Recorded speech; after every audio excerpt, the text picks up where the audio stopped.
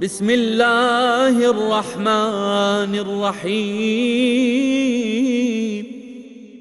اللهم صل على محمد وآل محمد. السلام عليك يا حجة الله في أرضه، السلام عليك يا عين الله في خلقه، السلام عليك يا نور الله الذي يهتدي به المهتدون ويفرج به عن المؤمنين. السلام عليك أيها المهذب الخائف،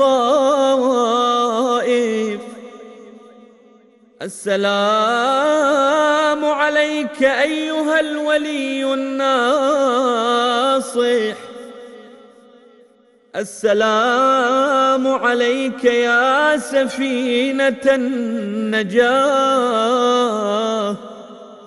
السلام عليك يا عين الحياة، السلام عليك صلى الله عليك وعلى آل بيتك الطيبين الطاهرين.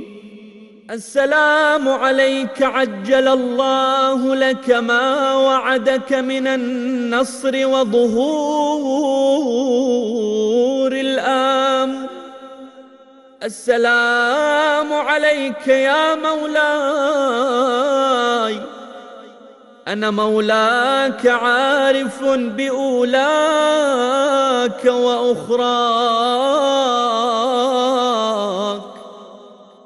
أتقرب إلى الله تعالى بك وبآل بيتك، وأنتظر ظهورك وظهور الحق على يديك، وأسأل الله أن يصلي على محمد وآل محمد، وأن يجعلني من المنتظرين لك والتابعين والناصرين لك على أعدائك، والمستشهدين بين يديك في جملة أوليائك. يا مولاي يا صاحب الزمان، صلوات الله عليك وعلى آل بيتك. هذا يوم الجمعة وهو يومك المتوقع فيه ظهورك، والفرج فيه للمؤمنين على يديك، وقتل الكافرين بسيفك. وأنا يا مولاي فيه ضيفك وجارك، وأنت يا مولاي كريم من أولاد الكرام،